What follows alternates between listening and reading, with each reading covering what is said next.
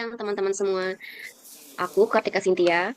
Sekarang aku lagi sama teman-teman Latsar CPNS batch 2 kelompok 2. Dan hari ini kita mau sharing-sharing nih. Sharing terkait hasil pembelajaran kita selama sinkronus agenda satu ini. Oke, kita langsung masuk ke agenda satu ini kan ada beberapa modul ya. Untuk bahasan yang hari pertama itu kan ada terkait wawasan kebangsaan dan nilai-nilai bela negara. Mungkin aku mau mulai dari Mbak Leni dulu ya. Mbak Leni, boleh dong sharing pembelajaran hari yang pertama? Oke, terima kasih Mbak Cynthia untuk waktunya. Kalau menurut saya ya yang bisa diambil dari agenda pembelajaran ini tuh, jadi ada 4 konsensus dasar bangsa Indonesia, yaitu Pancasila, UUD 1945, NKRI, dan Bhinneka Tunggal Ika. Yang dimana Pancasila itu menjadi pedoman moral dan ideologi, sedangkan untuk UUD 1945 sebagai landasan hukum. Untuk NKRI sendiri itu adalah bentuk dari negara kita, dan Bhinneka Tunggal Ika itu sebagai perekat persatuan di tengah keberagaman. Dan ada juga mengenai kesiapan bela negara, yang berarti kita siap secara fisik, mental, dan intelektual untuk menjaga kedaulatan, mempertahankan persatuan, dan mengisi kemerdekaan melalui tindakan nyata.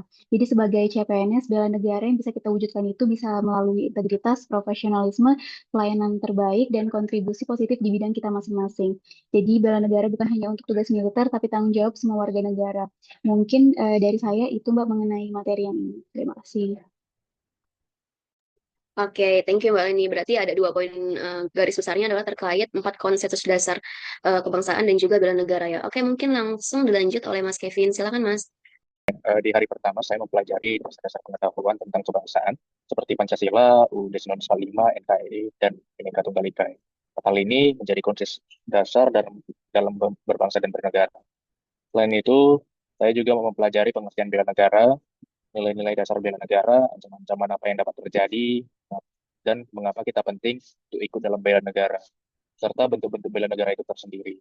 Nah, bela negara sendiri kan memiliki 5 rumusan nilai ya, yaitu cinta tanah air, sadar, berbangsa dan bernegara, setia pada Pancasila, rela berkorban, dan tentunya memiliki kemampuan awal bela negara. Sebagai calon ASN, pengetahuan dua wawasan kebangsaan dan bela negara ini penting dihidupi dalam hidup, baik dalam lingkungan kerja maupun eh, hidup bermasyarakat, karena negara kita ini adalah negara yang majemuk ya, negara yang majemuk dan beragam. Selain itu, penting penting untuk mendukung dan mewujudkan sistem administrasi NKRI atau SANKRI yang berlandaskan Pancasila dan Undang-Undang Dasar 1945.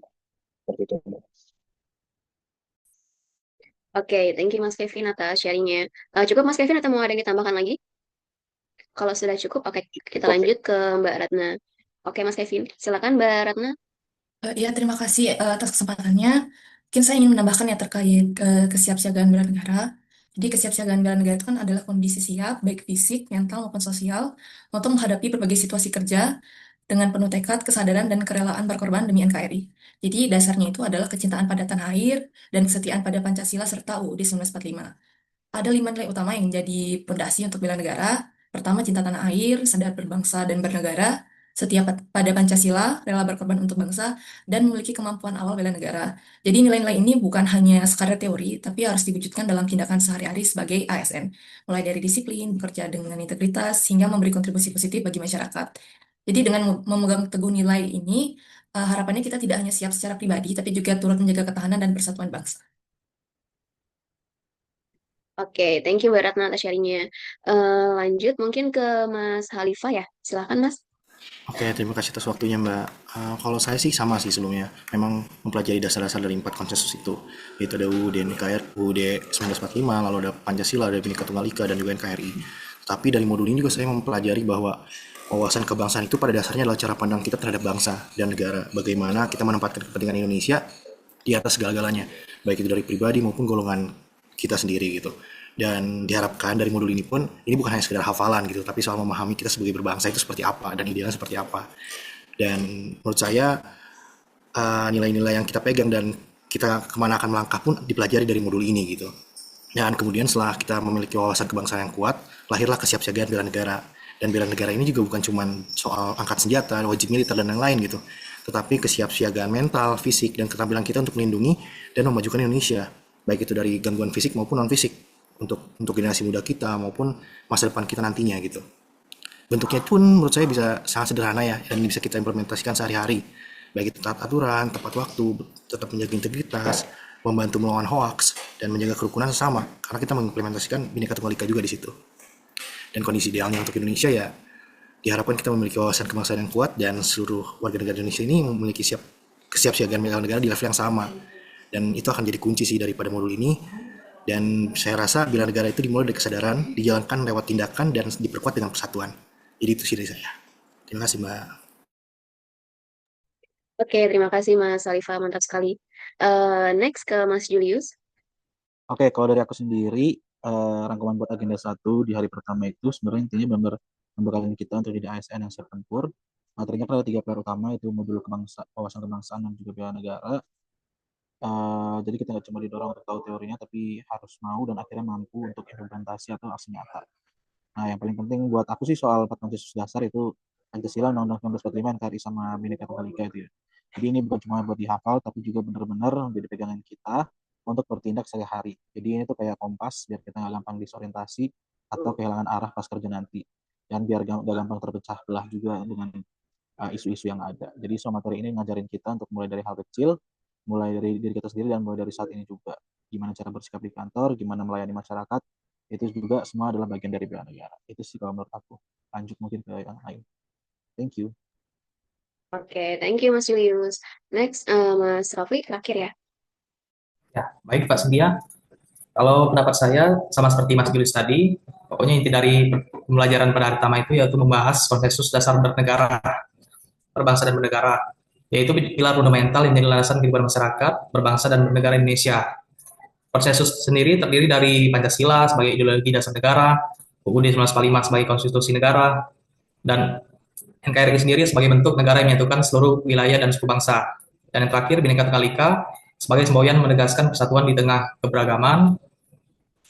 Dan keempat, konsensus tadi merupakan hasil kesepakatan para pendiri bangsa yang harus terus kita jaga sampai saat ini, dipahami dan diamalkan oleh setiap warga negara untuk memastikan stabilitas persatuan dan kemajuan bangsa Indonesia. Terima kasih Mas Setia. Oke, thank you Mas Rafli.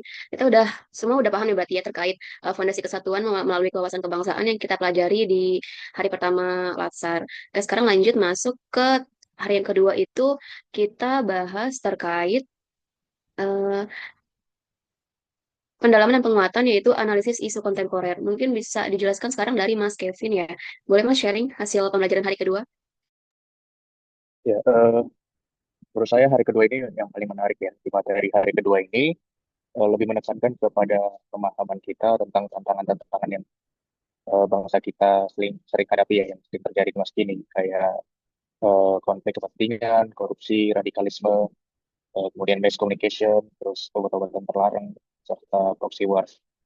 Idealnya dapat kita mempelajari isu kontemporer ini penting sekali ya, karena sebagai pelayan masyarakat, PNS juga harus memiliki kepedulian dan kepekaan yang mengharuskan kita untuk memberikan kontribusi nyata dengan mengembangkan kemampuan berpikir kita, kemampuan berpikir kritis, kreatif, tetapi juga solid. Hal itu juga yang berguna untuk menjaga kedaulatan dan keutuhan NKRI, serta mengurangi resiko dari ancaman, gangguan, hambatan, dan tantangan. Dari saya gitu, Mbak. Terima kasih. Oke, thank you Mas Kevin. Next Mbak Ratna, silakan Mbak. Baik, kalau untuk materi isu kontemporer ini, bagi saya sih pembahasan terkait ketahanan nasional sangat menarik ya untuk kita kulik. Jadi kalau secara umum kita lihat ketahanan nasional itu kan adalah kemampuan suatu bangsa untuk menjaga keutuhan dan kedaulatannya dalam menghadapi ancaman, tantangan, hambatan, dan gangguan. Kalau kita lihat dari indeks ketahanan nasional ya, Indonesia kan mendapat nilai 2,87 sehingga kita bisa bilang kalau posisi Indonesia ini masih perlu ditingkatkan. Ada beberapa faktor yang bisa mempengaruhi hal ini, bisa dari ketahanan ideologi, politik, ekonomi, sosial budaya, pertahanan keamanan, serta ketahanan lingkungan. Jadi setiap aspek tersebut itu saling terkait, sehingga lemahnya satu sektor itu dapat mempengaruhi stabilitas keseluruhan. Karena itu, bagi saya penting untuk adanya penguatan ketahanan nasional secara menyeluruh, seiring dengan kewaspadaan terhadap isu kontemporer, mulai dari peningkatan kesadaran bela negara, penguatan ekonomi, penegakan hukum, hingga menjaga persatuan di tengah keberagaman. Seperti itu. Oke, thank you Mbak Ratna. Next Mas Khalifah. Oke, terima kasih Mbak atas waktunya. Sebenarnya dari modul 2 ini kita disadarkan kembali bahwa manusia ini bisa ke arah dua arah ya Mbak, yang dimana akalnya itu bisa membangun sedangkan nafsunya itu bisa meruntuhkan kita juga. Dan pada modul 2 ini juga kita disadarkan dengan isu-isu kontemporer yang sangat relevan dan beragam di Indonesia saat ini seperti korupsi, penyalahgunaan narkotika, terorisme, pencucian uang, perang melalui pihak ketiga, dampak negatif media massa, dan lain-lain. Dan di modul 2 ini juga dipelajari bahwa bagaimana cara mengelolanya gitu. Dan saya rasa langkah-langkahnya ini pertama harus kita hadapi dan akui masalahnya. Lalu yang kedua, identifikasi pihak yang terlibat dan kepentingannya. Lalu yang ketiga, pahami akar masalah melalui pemindaian isu melihat masa depan, kondisi ekonomi dan demografi, sosial politik, aturan hukum, hingga perubahan lingkungan. Lalu yang keempat, pilihlah isu yang paling mendesak dengan menilai tingkat urgensi, keseriusan, dan pertumbuhannya. Lalu yang kelima, analisis dengan metode analisis isu seperti Fishbone, pemetaan pikiran, SWOT, atau menggunakan tools seperti Six Thinking of Heads itu sangat bisa digunakan. Lalu terakhir, rumuskan solusi yang adil dan berkelanjutan. Tapi saya rasa sebuah solusi itu tidak bisa, apalagi isu kontemporer nasional ini tidak bisa hanya hadir dari satu sisi. Perlu kerjasama dari beberapa unsur, baik itu pemerintah, akademisi, dari para wira swasta, dari masyarakat, dan media. Jadi menurut saya dalam menampik isu-isu kontemporer ini kita perlu kesatuan juga sih. Jadi tentu ini sangat berkorelasi dengan modul 1. Jadi mungkin itu sih dari saya. Terima kasih. Oke, thank you Mas Alifa. Mungkin bisa langsung dilanjut sama Mas Julius, silakan Mas. Oke, lanjut aku ya. Izin untuk yang modul 2. Kalau menurut aku sih, kalau di modul 1 itu kan kita ngomongin masalah fondasi kebangsaan kita ya. Apa namanya? Nah, di modul 2 ini mengenai analisis isu kontemporer kita banyak kayak dibangunin buat lihat realitas sekarang. Jujur materinya lumayan nampar sih, kita disodorin data-data soal isu strategis yang lagi panas, mulai dari geopolitik global kayak sengketa laut Cina Selatan, sampai yang deket banget sama kita kayak darurat keamanan cyber, pinjol, judol, isu hoax, terus mass communication yang nyebarnya cepet banget. Tapi yang paling penting kita nggak cuma ditakut-takutin sama masalahnya, kita juga diajarin dan juga dikasih alatnya untuk bisa mengatasi isu-isu ini. Ada teknik-teknik analisis isu, terus kita jadi belajar gimana caranya mengidentifikasi isu, memilah mana yang paling urgent, terus membedah akar masalahnya, sampai akhirnya kita bisa ngasih rekomendasi solusi yang masuk akal. Jadi intinya kalau di modul 2 ini sih, kalau menurut saya sendiri ya, sebagai ASN kita dituntut untuk peka, kritis, dan jadi bagian dari solusi, bukan cuma jadi penonton. Kita harus bisa beradaptasi sama perubahan, biar bisa bertahan dan terus berkontribusi. Itu sih guys, kalau aku dari modul 2. Lanjut. Oke, thank you Mas Julius. Lanjut, mungkin Mas Rafli. Oke, terima kasih Mas Dia. Kalau menurut saya yang kita pelajari kemarin kan tentang analisis isu kontemporer. Jadi menurut saya isu strategis kontemporer yang mendesak saat ini adalah perubahan iklim, kejahatan cyber, dan banding global. Contohnya COVID-19 yang terjadi beberapa tahun silam. Dan solusi untuk mengatasi perubahan iklim saat ini yaitu kita sangat memerlukan transisi ke energi yang terbarukan. Dan untuk mengatasi kejahatan cyber bisa dengan peningkatan penguatan keamanan digital. Dan terakhir untuk mengatasi pandemi global seperti COVID-19 bisa dengan meningkatkan investasi atau anggaran dalam sistem kesehatan global. Contohnya dengan kerjasama dengan WHO atau World Health Organization yang semuanya membutuhkan kolaborasi semua pihak. Baik, terima kasih Mas Itya. Oke, thank you Mas Rafli. Next terakhir Mbak Leni ya. Silakan Mbak. Oke, terima kasih Mbak Cynthia. Kalau saya dari dalam materi ini tuh kan ada isu-isu yang tengah ada di sekitaran kita ya, contohnya kayak geopolitik, perang dagang, kelaparan, hingga kerusakan lingkungan. Jadi kita itu nggak boleh hanya jadi penonton aja. Jadi kita bisa mulai dengan berpikir kritis, mencari informasi dari sumber yang terpercaya, dan mengajak teman untuk berdiskusi sehat. Contohnya kita saat ini, dan bisa gunakan media sosial juga untuk menyebarkan kebaikan dan inspirasi, bukan provokasi. Jadi ikut terlibat dalam gerakan sosial, inovasi teknologi, atau kegiatan komunitas yang memberi solusi. Jadi kita bisa diharapkan menjadi generasi yang peduli, yang berani bersuara, dan siap bekerja nyata. Karena masa depan Indonesia itu ada di tangan kita, dan tanggung jawab itu dimulai dari sekarang. Mungkin dari saya itu, Mbak. Terima kasih. Thank you Mbak Leni. Jadi bisa disimpulkan ya, untuk hari kedua itu kita belajar kan soal analisis isu kontemporer. Di situ kita juga belajar bagaimana memilah isu sesuai dengan urgensinya. Terus juga kita juga belajar bagaimana pemecahan masalah atau solusi dari tiap-tiap isu yang ada seperti itu. Terus setelah kita belajar memahami isu, selanjutnya kan kita juga belajar tuh di hari ketiga terkait algoritma kebangsaan. Bagaimana kita menjadi bagian dari algoritma itu sendiri, dari mulai merancang bangsa dari nilai identitas sampai dengan aksi nyata. Mungkin bisa dari Mbak Ratna ya Mbak ya. Bisa Mbak share hasil pembelajaran hari ketiga terkait algoritma kebangsaan menurut Mbak Ratna bagaimana Mbak? Oke, baik. Untuk materi hari ketiga ini kan dibuka dengan pembahasan ya terkait apa sih itu algoritma kebangsaan. Kalau yang saya nangkap sih, algoritma kebangsaan itu kan adalah sistem nilai dan perilaku yang membentuk warga negara melalui pola pikir, sikap, dan tindakan yang berlandaskan semangat kebangsaan. Jadi konsep ini bertujuan perkuat persatuan dan kesatuan Indonesia, terutama di kalangan generasi muda, dengan memanfaatkan teknologi dan media sosial. Jadi ya kalau kita bayangkan sebagai resep masakan, jadi algoritma ini punya input, proses, dan output, di mana konten positif menjadi bahan utamanya. Pesan kebangsaan yang disampaikan itu juga tidak bersifat memaksa, melainkan bersifat menginspirasi. Jadi isinya mencakup penguatan NKRI, ketahanan ideologis melalui Pancasila dan UUD 1945, serta penguatan identitas kebangsaan. Jadi secara sederhananya, algoritma kebangsaan adalah cara mengkoding ulang nilai-nilai bangsa di era digital agar persatuan tetap terjaga di tengah derasnya arus informasi. Seperti itu. Oke, thank you Mbak Ratna. Next ke Mas Khalifah, silakan Mas. Oke, terima kasih Mbak. Kalau yang saya dapat dari modul 3 ini, saya jadi membayangkan Indonesia ini seperti sebuah sistem besar ya, yang kita jalankan bersama, yang dimana pusatnya adalah Pancasila sebagai core value, yaitu sebagai mesin penggerak utama yang beri arahan moral atau panduan setiap keputusannya. Lalu kita punya protokol, yaitu UUD 1945 dan Bhinneka Tunggal Ika. UUD 1945 jadi aturan tertinggi yang mengatur struktur dan jalannya negara, sedangkan Bhinneka Tunggal Ika adalah protokol komunikasi yang menjaga perbedaan tetap harmonis gitu. Dan diharapkan dengan protokol ini, semua komponen bangsa bisa saling terhubung tanpa bentrok. Lalu selanjutnya ada roadmap dari RPJPN maupun RPMJN. Ini adalah jadi dasar pembangunan kita, baik itu jangka menengah maupun jangka panjang, yang memastikan kita nggak melangkah sembarangan gitu. Jadi kita arah yang sama. Dan roadmap ini menunjukkan rute, target, dan prioritas supaya setiap kebijakan tuh punya arah yang jelas gitu. Dan saya rasa dengan ketiga komponen ini jalan bareng, core value yang kuat, protokol yang jelas, dan roadmap yang terarah, kita bisa mengeksekusi program pembangunan dengan efektif. Dan kalau ada error, ya kita tinggal misalnya ada error di tengah jalan, kita tinggal cek protokolnya, perbaiki lalu lanjutkan. Hasil akhirnya bangsa Indonesia yang bersatu, adil sejahtera, dan siap menghadapi tantangan zaman itu akan terjadi gitu. Kalau memang kita menjalankan semuanya. Saya tangkap seperti itu sih Mbak. Terima kasih. Oke, thank you Mas Khalifah. Next Mas Julius, silakan Mas sharing singkatnya. Ini tentang D2 apa D3 ya? Lupa aku, Mbak. Dari 3 Mas, algoritma kebangsaan.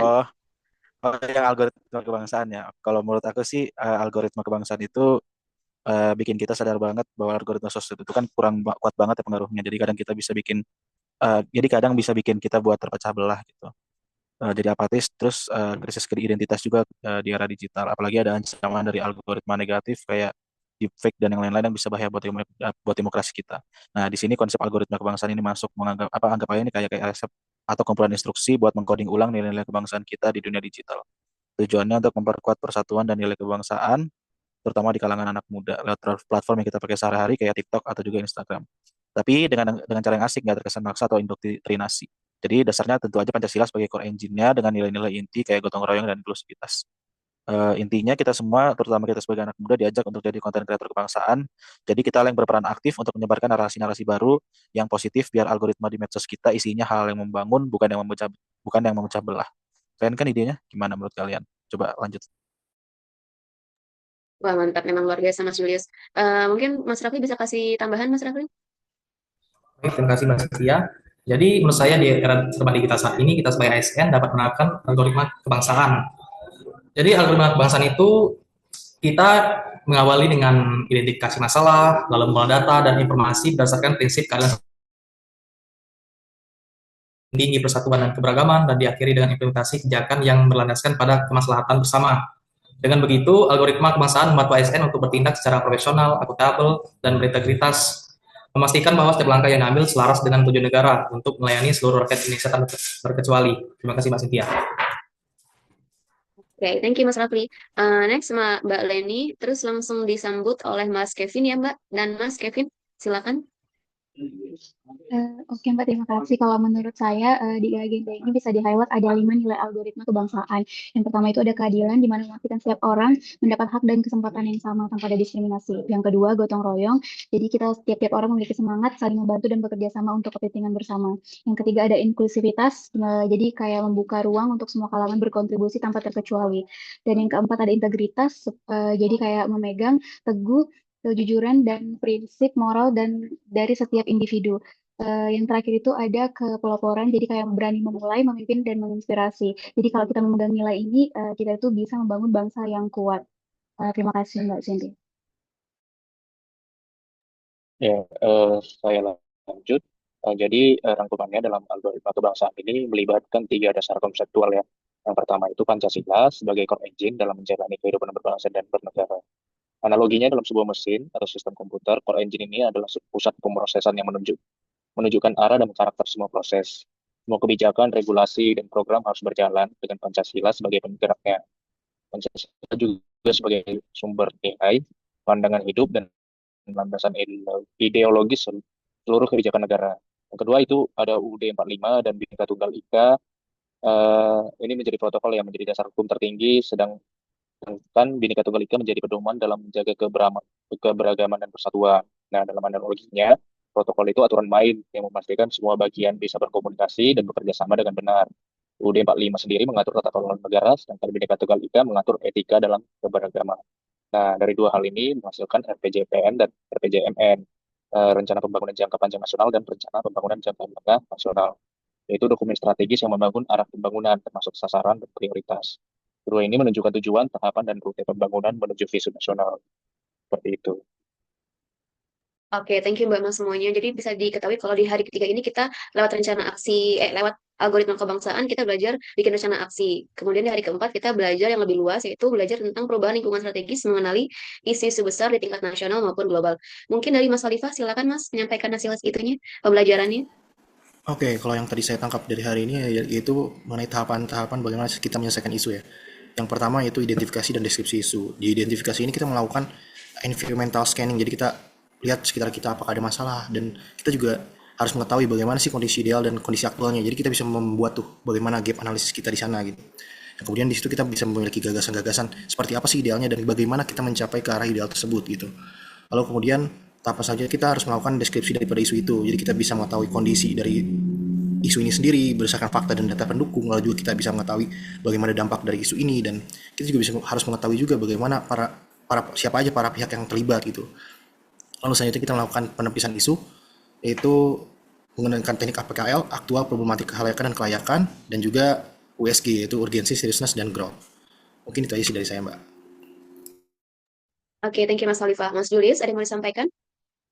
Ditambahkan? Oke, kalau intinya sih mungkin sama kayak Mas yang tadi disampaikan Mas Khalifah ya.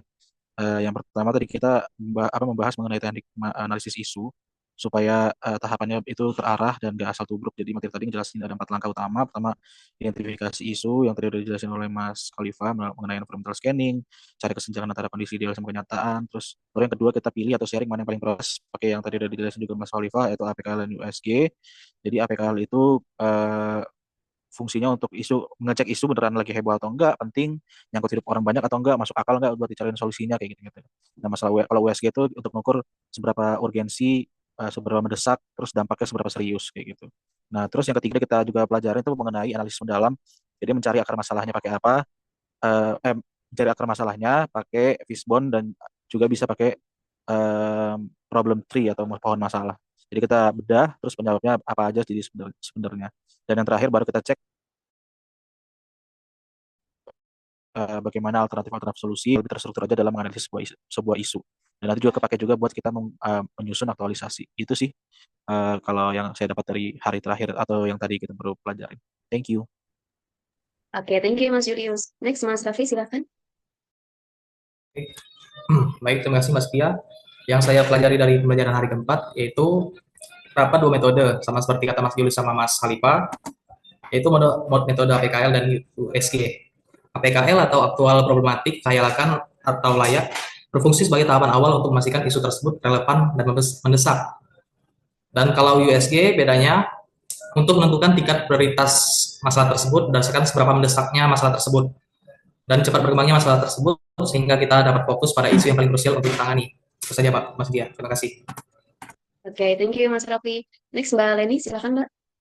Kalau dari saya di agenda terakhir ini itu kita udah belajar bahwa masalah-masalah itu nggak bisa dipandang sebagai berita viral atau kejadian sehari-hari saja.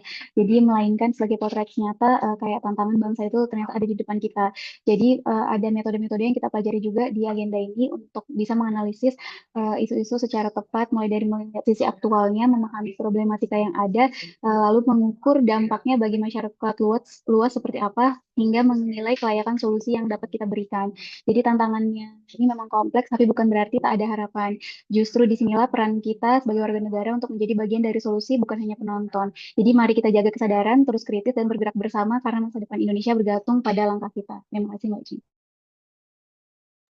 Thank you Mbak Leni. Next, Mas Kevin dan disambung sama Mbak Ratna. Silakan, Mas. Ya, dari pembelajaran hari keempat, saya belajar meningkatkan cara mengidentifikasi dan mendeskripsikan isu dengan menentukan lingkup isu dan rumusan isu. Lalu isu tersebut dipilah-pilah untuk menentukan apakah isu tersebut urgent berdasarkan aktualnya, kemudian problematiknya, dan kelaikan isu tersebut untuk dipecahkan. Lalu saya juga belajar mendalami metode-metode pemecahan isu seperti fishbone, family tree, 5 why analysis.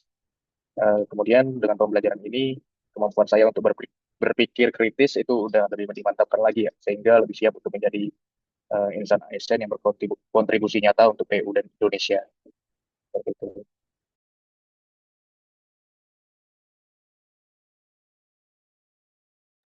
Oke, boleh silakan langsung Mbak Ratna. Baik, terima kasih. Kalau yang saya pahami terkait hari keempat ini ya, jadi kita mempelajari cara mengenali, memilah, dan menganalisis isu strategis di lingkungan kerja maupun masyarakat. Jadi prosesnya dimulai dari identifikasi dan deskripsi isu, lalu penapisan dengan teknik APKL untuk mengukur kualitas isu, lalu USG untuk menentukan prioritasnya, lalu selanjutnya dilakukan atau metode 5 why untuk menentukan akar masalahnya. Jadi tahap akhirnya adalah merumuskan alternatif solusi berdasarkan efektivitas, kemudahan, dan biaya. Lalu untuk mendukung proses tersebut ada 3 key skills yang ditekankan seperti environmental scanning, problem solving, dan analytical thinking. Jadi setiap isu dapat dipecahkan secara tepat sasaran dan berdampak positif bagi kualitas hidup masyarakat. Oke, thank you Mbak Ratna. Jadi makasih teman-teman atas sharingnya selama pembelajaran selama 4 hari ini. Kita semua udah belajar bareng-bareng selama 4 hari. Belajar seru mulai dari memahami wawasan kebangsaan dan bela negara, kemudian juga mendalami analisis kontemporer, terus juga menjadi bagian dari algoritma kebangsaan sampai dengan mengenali perubahan lingkungan strategis. So materi ini juga saling terhubung ya pastinya ya teman-teman. Dan harapannya kita sebagai CPNS nggak hanya paham teorinya, tapi juga siap bergerak dan memberi kontribusi nyata untuk Indonesia. Oke teman-teman. Terima kasih atas waktunya. Saya Katika Cynthia dan teman-teman semua pamit undur diri. Sampai bertemu di kesempatan lain. Dadah. Thank you guys.